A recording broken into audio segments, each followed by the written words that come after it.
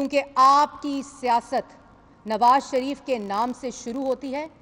आपको हुकूमत चलाने के लिए और हुकूमत में आने के लिए नवाज शरीफ का नाम इस्तेमाल करना पड़ता है, क्योंकि 2 दिन से 2 साला कारकर्दगी पे सवालिया निशान है।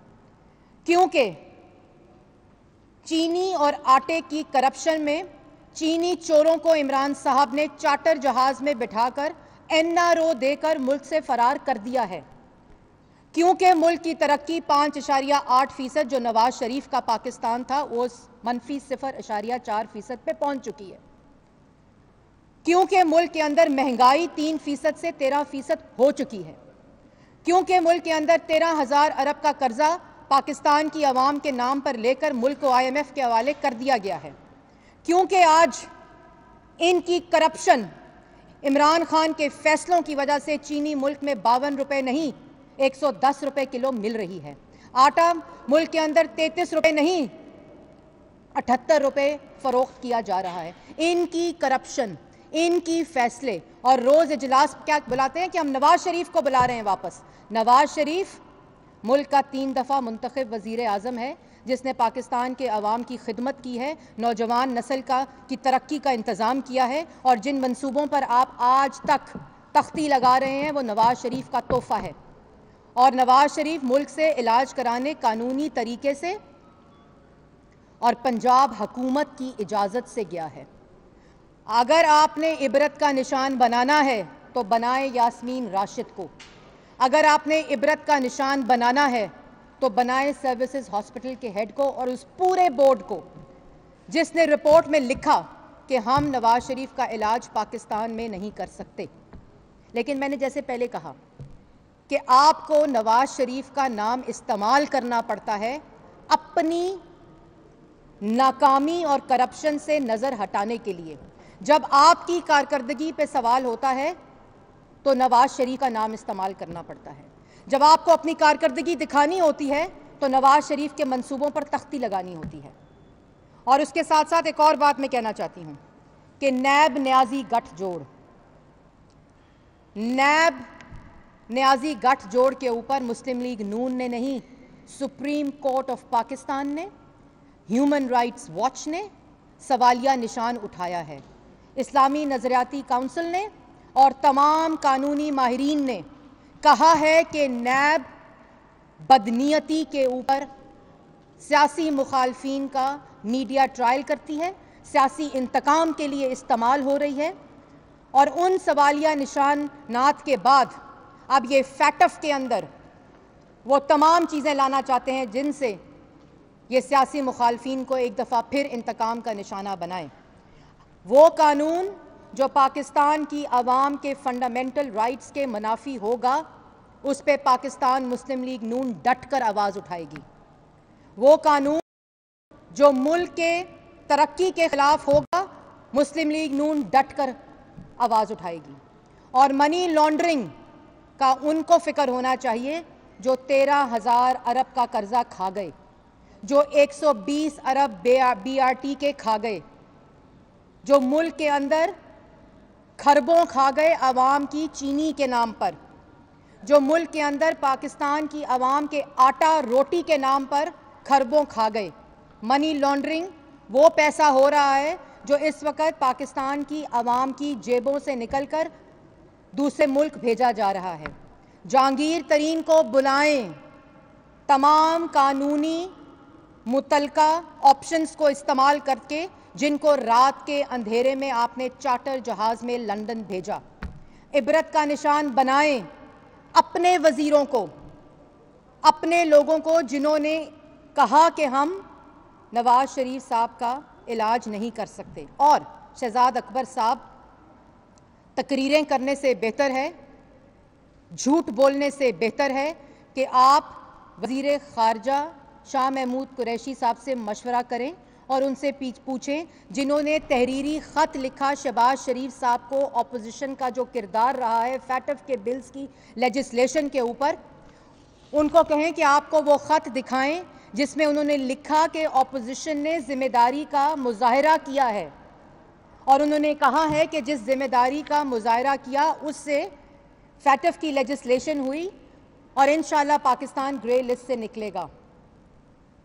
और उसके बाद ये झूठी प्रेस कॉन्फ्रेंस करें। आखिर में मैं एक और बात करना चाहती हूं कि आप जितने मर्जी किराए के तर्जुमान, लोटे, रेलू कट्टे ले आए, जो सियासी मुखालफीन के साथ करना है, खुदारा पाकिस्तान की सिक्योरिटी, पाकिस्तान के डिफेंस, उसके ऊपर सियासत ना करें। ये हम सब के लिए ख़तरनाक होगा, ये पाकिस्तान की आइंदा आने वाली नस्लों के लिए ख़तरनाक होगा। खुदारा फैटफ के ऊपर सियासत ना करें। और उन लोगों ने जिन्होंने आपके झूठे इल्ज़ामात के बावजूद सजाए मौत की चक्कियां काट चुके हैं, 20 किलो हेरोइन का झूठा इल्ज़ाम भुगत चुके हैं, अपनी बेटियों को गिरफ्तार कर चुके हैं, उनको आपसे एनआरओ नहीं चाहिए।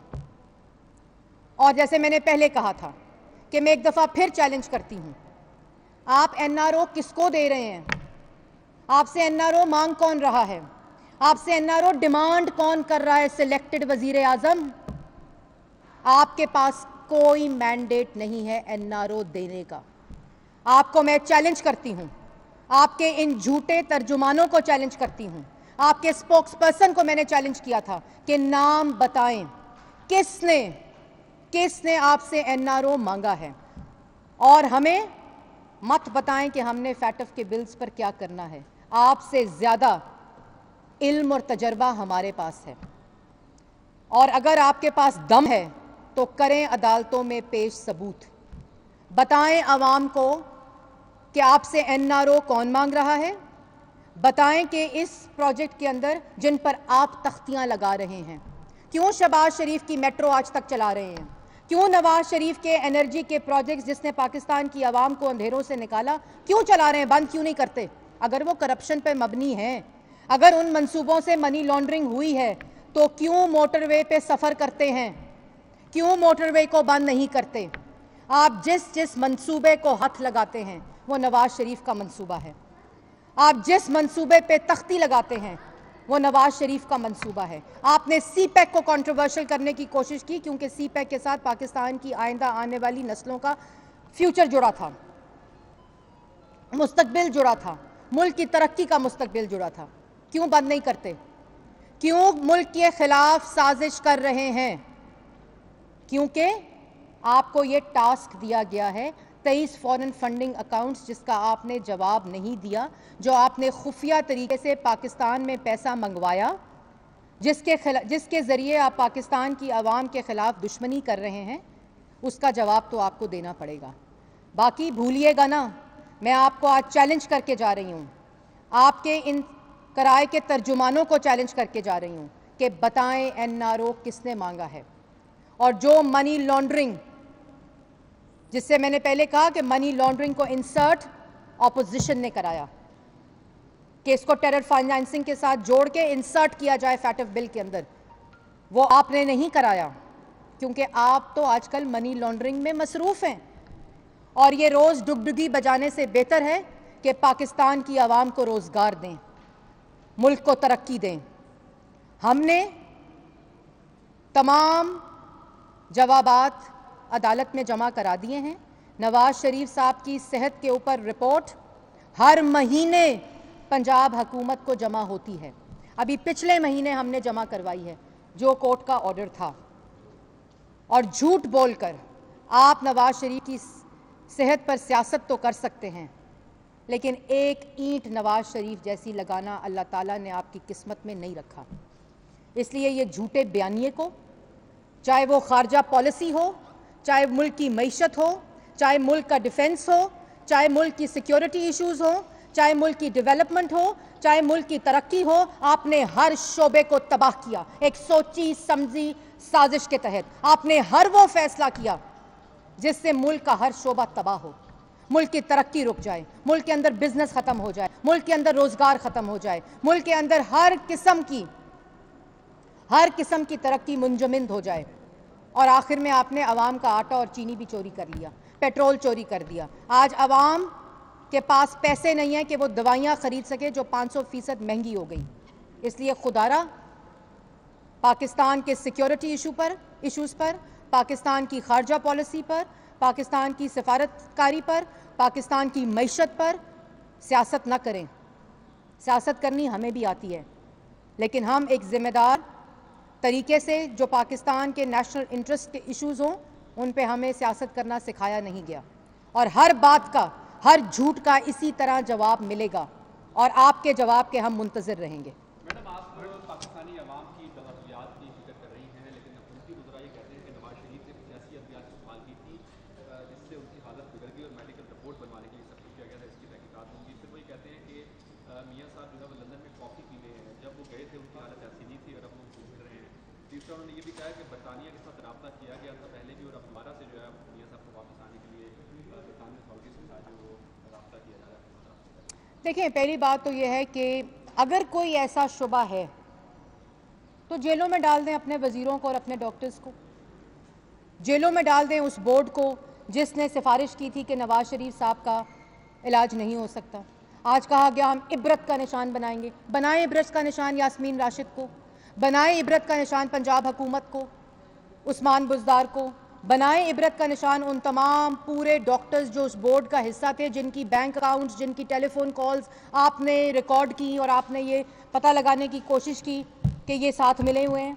बस लगाएं सबको, डालें जेलों में, इबरत का निशान बनाएं। अगर आपको कोई शुबा भी है, किसी किस्म का शुबा है, आप हमसे सवाल पूछने की बजाय अपनी काबीना, पंजाब हुकूमत और अपनी वजीर से सवाल पूछें। इन सवालात के जवाब आपको अपने लोगों से पूछने पड़ेंगे और हमें हमसे ये सवाल ना पूछें और ना हम आपको इसका जवाब देंगे। एपीसी के हवाले से ये बताएं कि क्यों तय नहीं हो रहा मामला, क्या अपोजिशन के अंदर ऐसे इख्तलाफात हैं? पहले कहा गया कि ईद के फौरी बाद एपीसी होगी, अब मुहर्रम के बाद का ऐलान किया गया। क्या दोनों तरफ की क़यादत जो है वो क्या मेज़बानी का चक्कर है, क्या मामला क्या है? देखें, इस पे भी मैं अभाम दूर कर दूं। रहबर कमेटी का इजलास और उनके आपस के जो मुशावरत है कि एजेंडा क्या हो, मसाइल इतने ख़तरनाक हो चुके हैं कि हमारी क़यादत ये कोशिश कर रही है कि अब एपीसी सिर्फ गुफ्तगू करके ख़त्म नहीं होगी। अब इन नालायकों को, इन चोरों को, इस करप्ट टोले को, जिसने एक दिन वैसे भी ब्रीफ केस उठा के चले जाना है, वो चला जाएगा, लेकिन इतनी आसानी से नहीं। इसलिए अब एपीसी के एजेंडे पे काम हो रहा है और जल्द उसकी तारीख और उसका एजेंडा जो इस नालायक नाअहल सिलेक्टेड वज़ीर आज़म को घर भेजने के लिए इस्तेमाल होगा, उसका ऐलान कर दिया जाएगा। ठीक है, थैंक यू जी, बड़ी मेहरबानी।